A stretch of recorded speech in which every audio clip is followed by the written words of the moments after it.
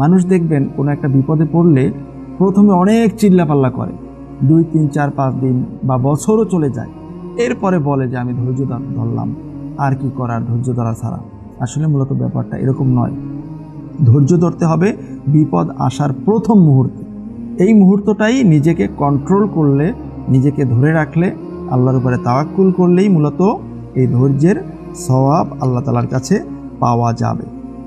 বুখারী শরীফের একখানা হাদিস এবং মুসলিম শরীফের হাদিসখানে এসেছে, রাসূলুল্লাহ সাল্লাল্লাহু আলাইহি ওয়াসাল্লাম একবার কোনো একটা কবরস্থানের পাশ দিয়ে যাচ্ছিলেন, তখন দেখতে পাইলেন যে একজন মহিলা কবরের পাশে বসে খুব কান্নাকাটি করতেছে।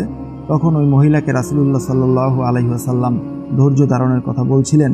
তখন ওই মহিলা বলছিলেন যে আপনি তো আমার মতো বিপদে পড়েন নাই, আমি তো অনেক বিপদে পড়ে আছি। তখন মূলত ওই মহিলা আল্লাহর রাসূলকে চিনতে পারেন নাই।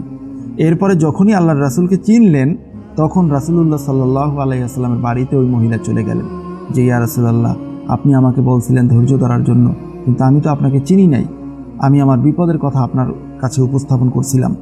তখন রাসূলুল্লাহ সাল্লাল্লাহু আলাইহি ওয়াসাল্লাম ওই মহিলাকে বলেছিলেন, ইন্নামাস সবরু ইনদা সদামাতিল উলা, মানে হলো সবর বা ধৈর্য এটা প্রথম আঘাতের সময়ই হয়ে থাকে।